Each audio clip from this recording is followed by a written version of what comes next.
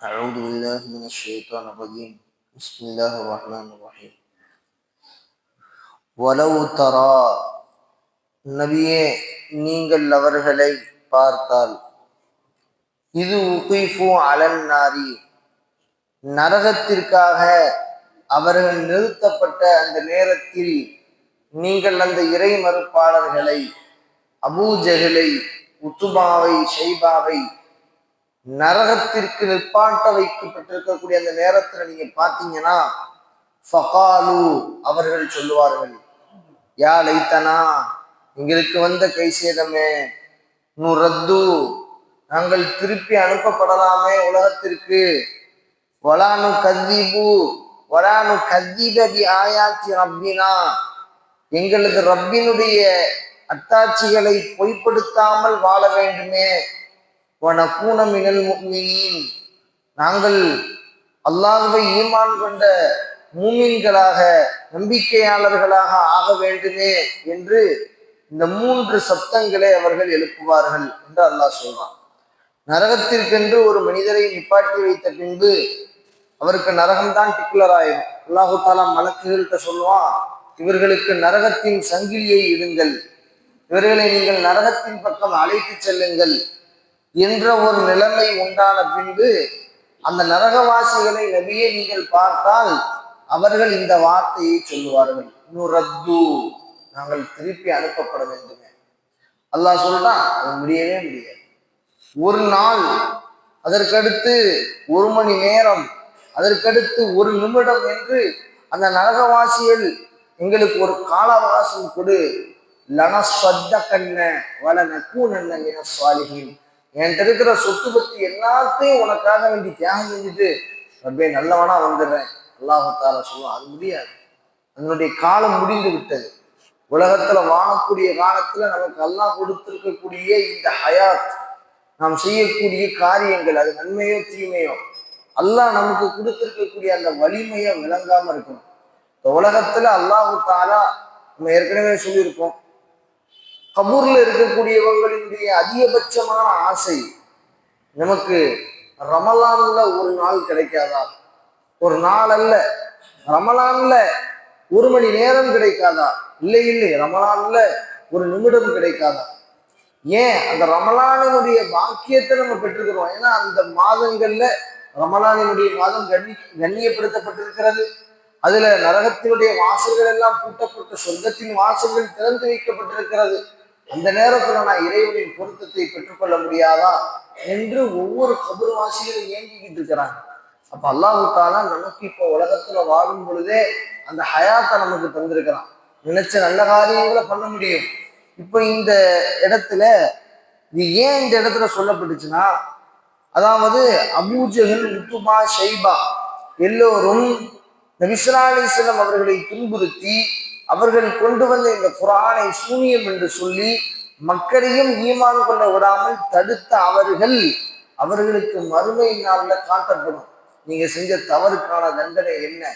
அல்லாஹ் குர்ஆன்ல இன்னொரு இடத்துல சொல்றான், ஃபமன் யஅமல் மிஸ்கால ذرத்தின் கைரை யரா ஃபமன் யஅமல் மிஸ்கால ذرத்தின் ஷர்ரை யரா.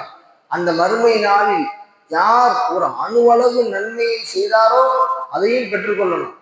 யார் அணுவளவு தீமை செய்தாரோ அவருக்கும் அந்த தீமையை காட்டணும். அதுக்காக வேண்டிதான் மறுமை நாளை வச்சிருக்கிறோம். ஏன்னா இல்லாட்டி மறுமை நாளே தேவையில்லை, வாங்க எல்லாரும் சொல்றதுக்கு போங்க அப்படின்ட்டு போயிடலாம்.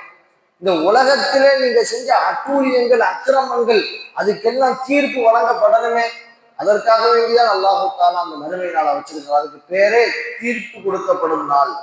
மறுமை நாளினுடைய தீர்ப்பினுடைய அந்த நாளில் உங்களை எல்லாம் கேலி கிண்டல் செய்த, உங்களின் மீது ஒட்டகத்தினுடைய கழிவுகளை போட்ட அவர்கள் பரிதாபத்தோடு நிற்பார்கள். ஏன் மௌத்தாகும் போது கூட அபூஜகளுக்கு பெருமை அடங்கல.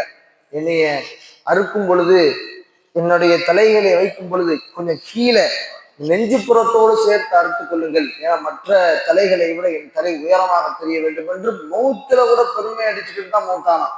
அவனுடைய அந்த பரிதாப நிலைமையை பற்றி அல்லாஹ் தஆலா நரகத்துல எப்படி நிற்பான், அப்ப எப்படி உங்கள்கிட்ட வந்து பேசுவான் அவன் அப்படிங்கிறத பத்தி அல்லாஹ் தஆலா இந்த இடத்துல விவரிக்கிறான்.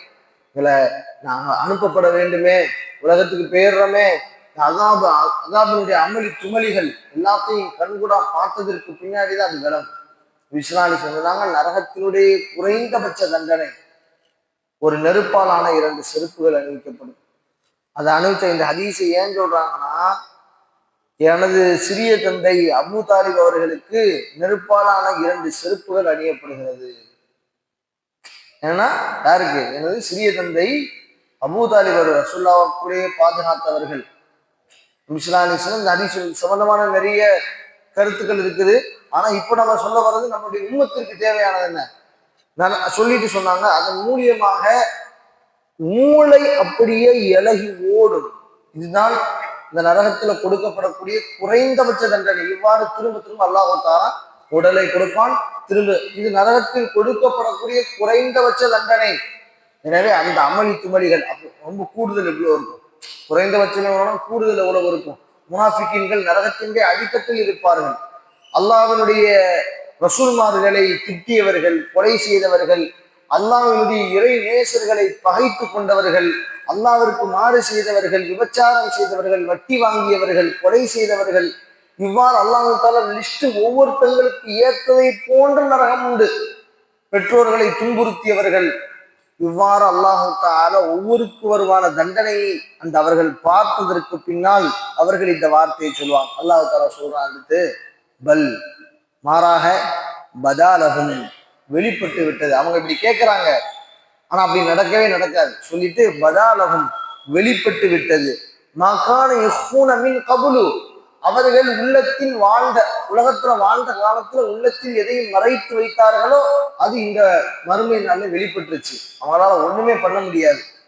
ஏன் அல்லாஹ் சொல்றான்? மறுமை நாள்ல அவர்களுடைய நாவுகளுக்கு, அவருடைய வாய்களுக்கு நாம் பூட்டு போட்டு விட்டு யௌம தஷ்ஹது அலைஹிம் அல்சினத்துஹும் வைதீஹிம் அர்ஜுலுஹும் பிமா கானூ யஅமலூன் அவர்களது கை, கரம், கால்களை நாம் பேச வைப்போம். அதை பேச வைப்போம். அது எல்லாத்தையும் புட்டு புட்டு வச்சிரும். இவர் எதையெல்லாம் மறைத்தாரோ, மறைக்கணும் பொய் சொல்லணும்னு நினைச்சாரோ அவருக்கு நாம் அவருடைய நாவுக்கு புட்டு போட்டு விட்டு மற்ற எல்லா உறுப்புகளையும் பேச வைப்போம். எல்லா உறுப்பும் சாட்சி சொல்லும். இந்த நேரத்துல இதை பண்ணலாம், இந்த நேரத்துல இதை பண்ணலாம், இவ்வளவு மோசமான காரியங்களை பண்ண, உள்ளத்தால எப்படி தவறான எண்ணங்களை நினைச்சிருந்தான், எல்லாத்தையும் படம் போட்டு காட்டப்படும். ஒரு திரைகள் கூட விடப்படாது. ஒவ்வொரு அதனாலதான் சொல்றாங்க, அல்லாஹ் தஆலா மறுமையின் கேள்வி எனக்கு லேசாக்கணும். அல்லாஹும்ம ஹாசிபினி ஹிசாபை யஸீரான் துஆ செஞ்சாங்க. உடனே ஆயிஷா ரலியல்லாஹு கேட்டாங்க, லேசான கேள்வி கணக்குனா என்ன யா ரசூலல்லாஹ்? லேசான கேள்வி கணக்குனா என்ன தெரியுமா? லேசான கேள்வி கணக்குனா ஒரு மனிதன் அல்லாஹ் கூப்பிட்டு ஒரு மனிதன்கிட்ட என்னென்ன பாவங்கள் இருக்கோ அல்லாஹ் சொன்னா எல்லாமே எனக்கு தெரியும், நீ செஞ்ச எல்லா A to Z எல்லாம் தெரியும், அவனை மன்னிச்சிட, நீ சொர்க்கத்துக்கு போ. இதுதான் இருக்கிறதுல லேசான கேள்வி கணக்கு. ஆனா இஸ்லாம் சொன்னா ஒரு மனிதனை அல்லாஹ் தஆலா கேள்வி கணக்குல துரிதப்படுத்த நாடிட்டான். பிடிச்சு நீ இப்ப என்ன செஞ்ச, இதுல எப்ப என்ன நடந்த, இதுல எப்படிலாம் போனீங்க அப்படின்னு ஒவ்வொரு வினாடியை பத்தி விசாரிக்க ஆரம்பிச்சுட்டா ஹலக்க, அவன் நாசமா போயிட்டான், தப்பிக்க முடியாது.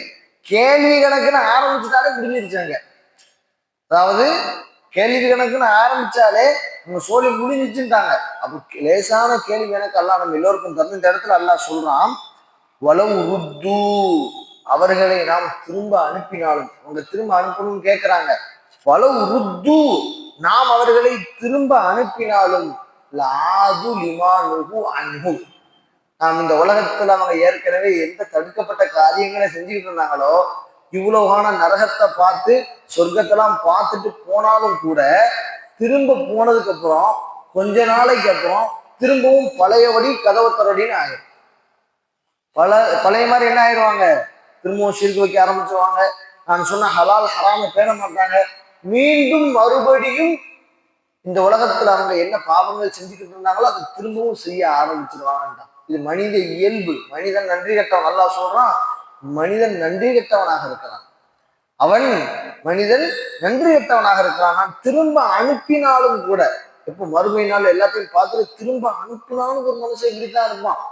சொல்லிட்டு அல்லாஹ் சொல்றான், இன்னகுல்ல காதிபூன் இந்த அடியார்கள் இவர்கள் பொய் சொல்லக்கூடியவர்கள், பொய்யர்கள், என்கிட்ட ஒண்ணு சொல்லிட்டு அங்க போய் வேற ஒண்ணு நடப்பாங்க என்று அல்லாஹு தஆலா இந்த இடத்துல சொன்னான். இல்ல அறிவாளி யார்? விசலாலி சொன்னாங்க, அல் கையிசு அறிவாளி யார் தெரியுமா? இந்த உலகத்துல நம்ம அறிவாளின்னு யாரை நினைச்சிருக்கிறோம்? நல்ல ஒரு 35 40 வயசுல அதுக்குள்ள ஒரு நல்ல வீடு கட்டிடணும், பிரம்மாண்டமான வீடு கட்டிடணும். நல்ல வீடு கட்டி நல்ல வாகனம் வாங்கி நல்ல எல்லா வகையிலையும் செட்டில் ஆயிடணும். நல்ல நினைச்ச நேரத்துக்கு டூர் போகணும். நல்ல வீட்டுல சாப்பாட்டுக்கு பஞ்சமே இருக்கக்கூடாது. நல்ல டாப் கிளாஸ் ட்ரெஸ்ஸு இதெல்லாம் உடுத்தி ஊருக்கு மத்தியில் நல்ல மதிப்பான வாழ்க்கை. இவர் உனக்கு தெரிஞ்சவருங்க, அறிவாளி, நல்ல மைண்டு, உலகமே எதைத்தான் பேசும், அறிவாளிங்க. சரி, அப்ப முட்டாள் யாரு? பள்ளிவாசல் பிள்ளையா தொழுதுகிட்டு இருப்பாருங்க, தாடி வச்சிருப்பாரு, ஒரு உலக சம்பந்தமா எந்த அறிவும் கிடையாது, ஓரளவு சம்பாதிப்பாரு, எப்ப பார்த்தாலும் தொழுகை இபாதத்துன்னு ஈடுபட்டு இருப்பாரு. குடும்பம் அவரை பைத்தியக்காரர்னு பேசும், சமுதாயம் அவரை பைத்தியக்காரர்னு பேசும். இது உலகத்துல பேசப்படக்கூடிய விஷயம். நபிசுல்லாஹி சொல்றாங்க, அது கை விஷயம். அறிவாளி யார் தெரியுமா? மந்தான நப்சஹு, தனது நப்சை கட்டுப்படுத்தி அமில லிமா பாதல் மௌத், மௌத்துக்கு பின்னால் உள்ள வாழ்க்கைக்கு தன்னை தயார்படுத்துவார் பாருங்க, அவர் அறிவாளி. ஆனா முட்டாள் யார் தெரியுமா? ஆஜிசு, முட்டாள் யார் தெரியுமா?